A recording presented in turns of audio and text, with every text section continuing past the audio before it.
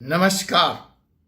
आज आप कहेंगे इस वीडियो में ये तराजू क्या कर रहा है। जी हाँ, ये जो तराजू है ये कोई आम तराजू नहीं है, ये न्याय का तराजू है। तो आज हम देखते हैं कि इस न्याय की तराजू का पलड़ा किसके हक में झुकता है, किसके पक्ष में जाता है। आज सुप्रीम लॉ इंटरनेशनल के इस नए एपिसोड में मैं doctor Ajay Kumar Pandey, advocate supreme court of India, आपके बीच में पेश खिदमत हूँ लेकर एक नया मुकदमा। एक तरफ वादी, दूसरी तरफ प्रतिवादी और फिर माननीय जज साहब का फैसला।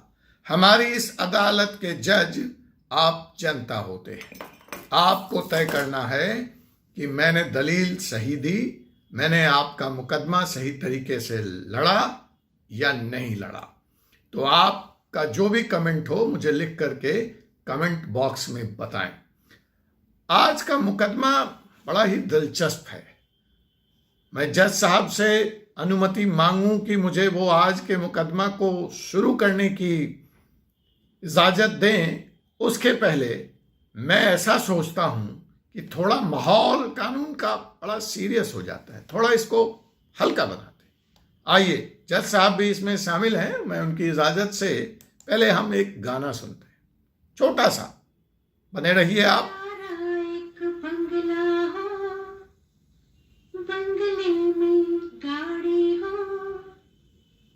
गाड़ी में मेरे संग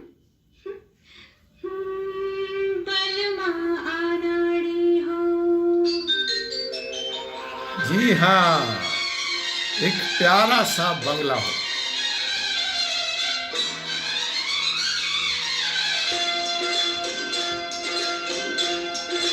प्यारा सा बंगला हो, बंगला हो, लेने गाड़ी हो, धीमी बल्ली नारी हो।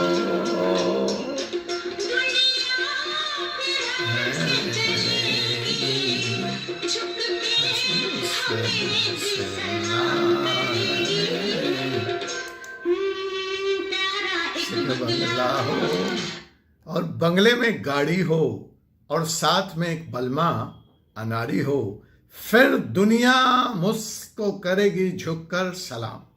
कुछ ऐसे ही ख्वाब थे आपके जब आपने अपना फ्लैट बुक किया था। तो आज का मुकदमा मैं उन तमाम मेहनतकश लोगों के पक्ष में लड़ने जा रहा हूं जिन्होंने ऐसा एक सपना देखा था कि एक गाड़ी हो, एक बंगला हो, एक बलमा नाड़ी हो और दुनिया उनको सलाम करेगी। क्या हुआ उनके उस सपने का?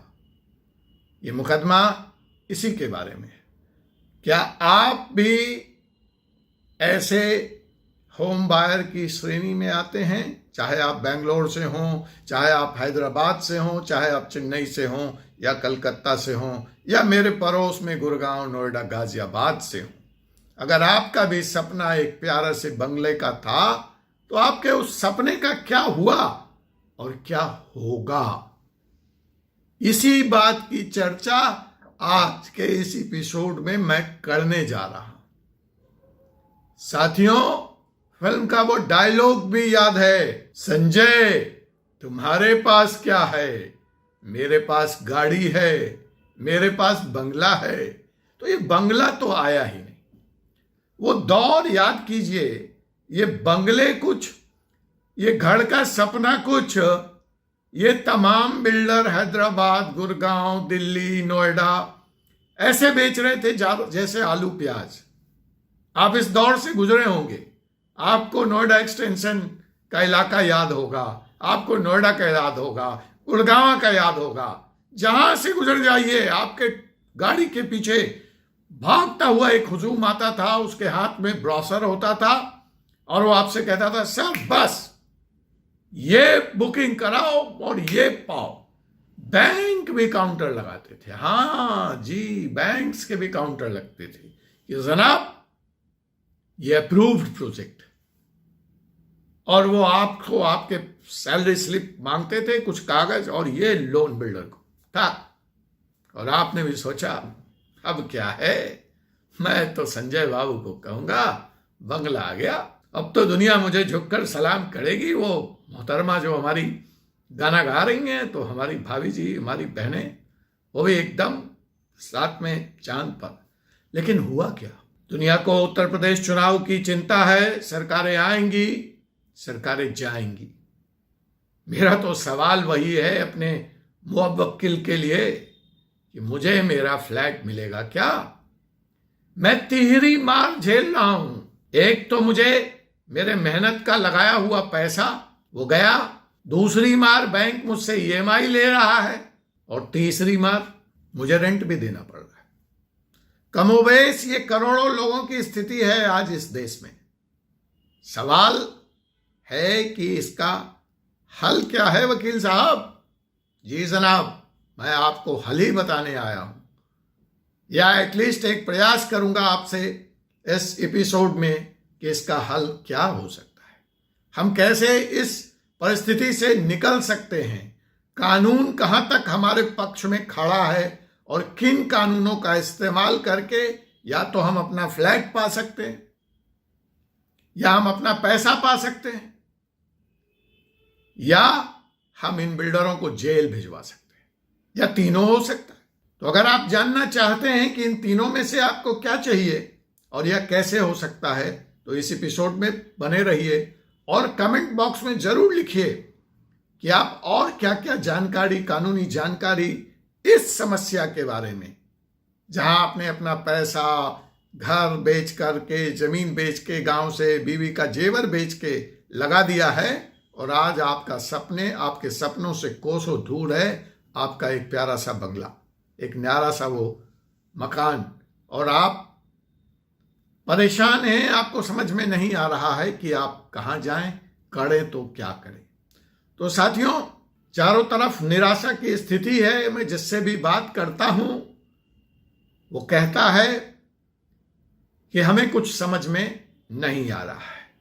सरकार भी इस समस्या को पूरी गंभीरता से समझती है, और सरकार ने एक स्पेशल एक्ट लाया होम बायर्स के लिए, जिसका नाम है रेरा 2016।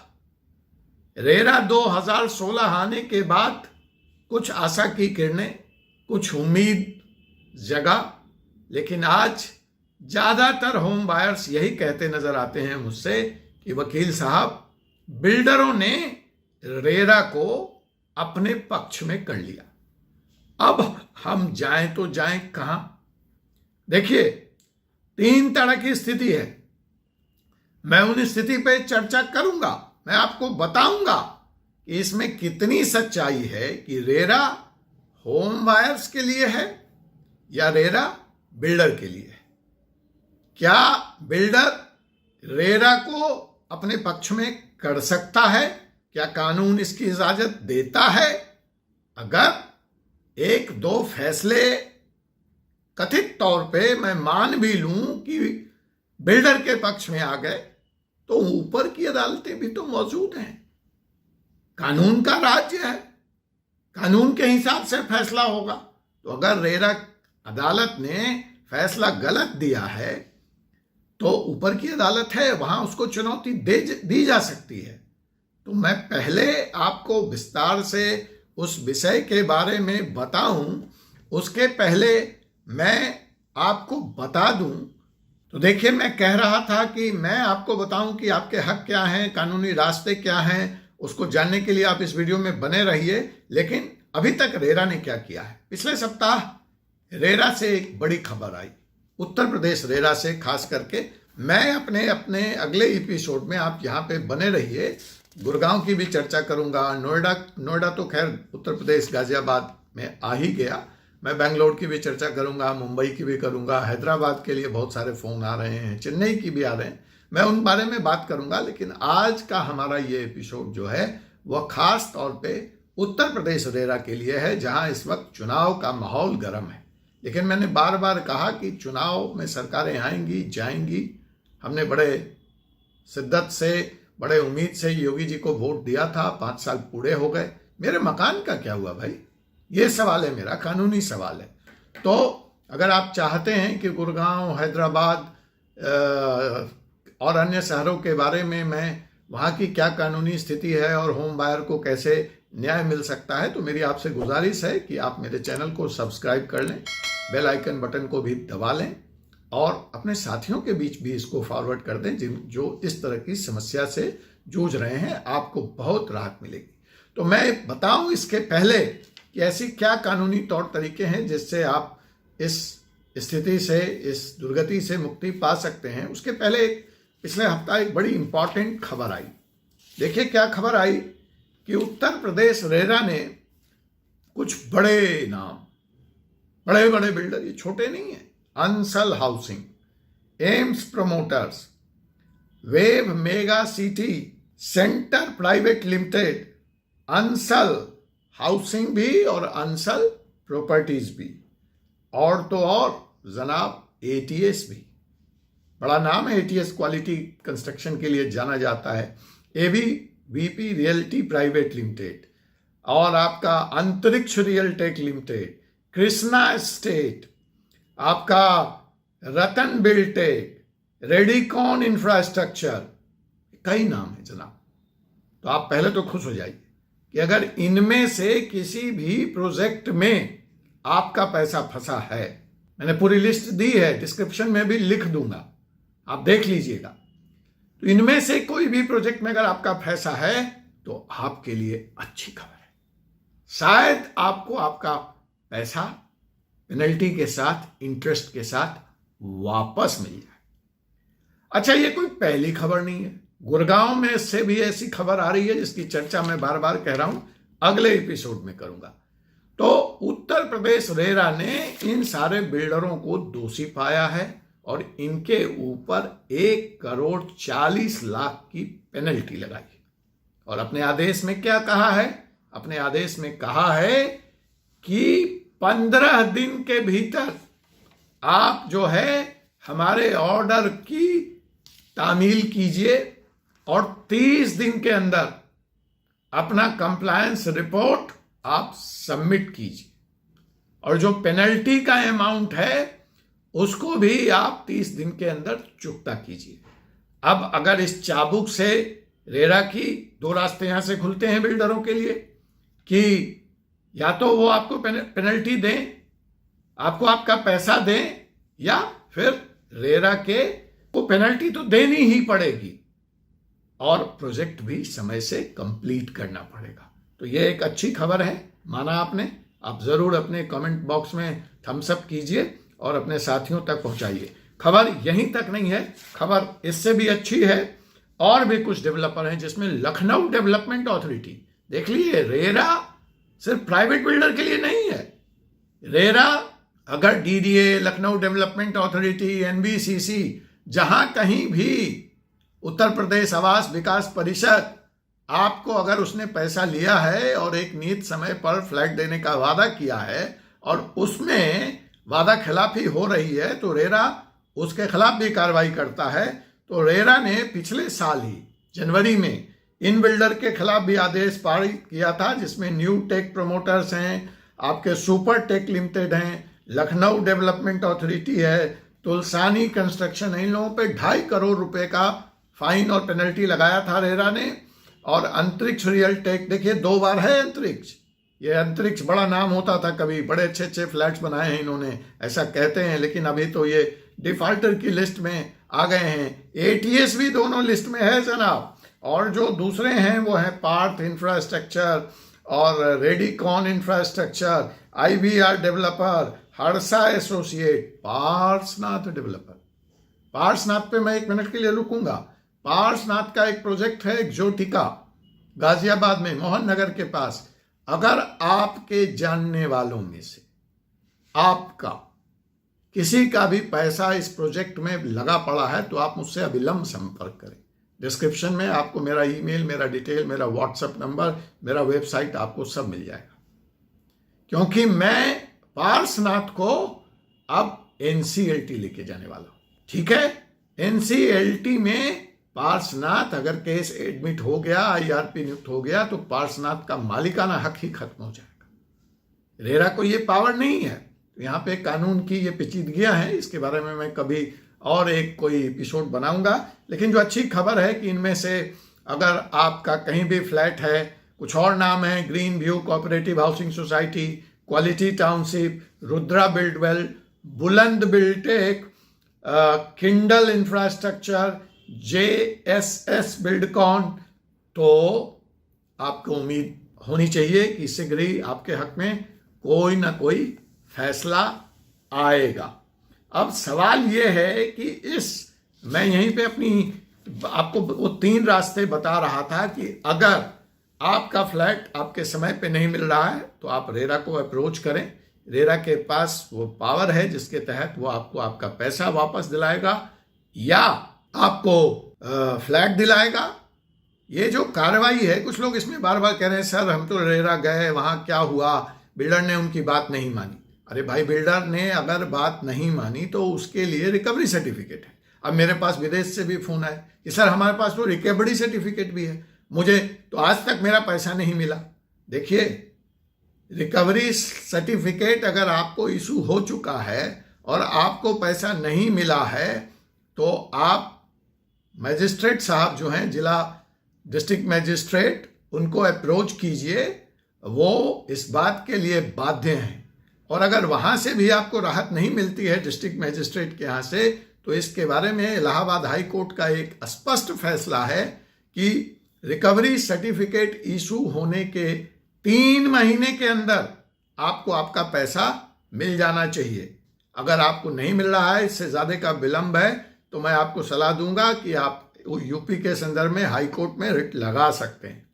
तीसरी बात, मैंने कहा था मैं आपको रास्ता बताऊंगा कि रेरा के पास यह भी पावर है कि अगर रिकवरी सर्टिफिकेट के बाद भी पैसा, कोई ऐसा बिल्डर है जो पूरी तरह से बैंकरप्ट हो चुका है, उसके पास पैसा ही नहीं है, तो वो नहीं दे सकता है, तो उस स्थिति में रेरा के पास यह भी पावर है कि बचे खुचे संपत्ति का वो नीलाम करके आप लोगों को आपका पैसा दिलाए। तो इसको to sum it up, you have 3 way as a home buyer, go to RERA. RERA will take action against the builder, penalize them, ask them to give a new deadline, and even if that is not working, then press for issuance of recovery certificate. If recovery certificate is not honored within 90 days, you have all the right to approach the High Court. In the meantime, if it is found that the builder has no money left, no financial capability left to settle your dues even after issuing of the recovery certificate, then RERA is all empowered to auction the properties, press for it. At the same time, it doesn't end here. You can even approach consumer court, NCLT court, and even police if there is a criminal element in it. So there are various ways to get your money back, my dear friends. And आपको लगता है कि ये कानूनी सलाह आपको समझ में आ रहे हैं, तो आपके जो दूसरे साथी हैं उन तक ये मेरी बात पहुंचाएं, मेरा वीडियो बनाएं, और आप भी इस वीडियो को जरूर सब्सक्राइब कर लें। मैं अगले एपिसोड में ऐसे कुछ केस की चर्चा करूंगा कि जहां पे रिकवरी सर्टिफिकेट इशू होने के बाद पैसे कैसे मिले, गुड़गांव में रेरा क्या कर रहा है, हैदराबाद में रेरा क्या कर रहा है। तो आप इस चैनल को ज़रूर सब्सक्राइब कर लें, और जो भी आपके जानने वाले बंधु बांधव भाई बहन इस समस्या से 2-4 हो रहे हैं, उन तक मेरा यह वीडियो पहुंचाएं। धन्यवाद। आपसे मुलाकात होगी एक ऐसे ही एपिसोड में एक नए मुकदमे के साथ। मैं साइन ऑफ करता हूं, doctor Ajay Kumar Pandey, advocate, supreme court of India, आपका कानून का डॉक्टर। धन्यवाद।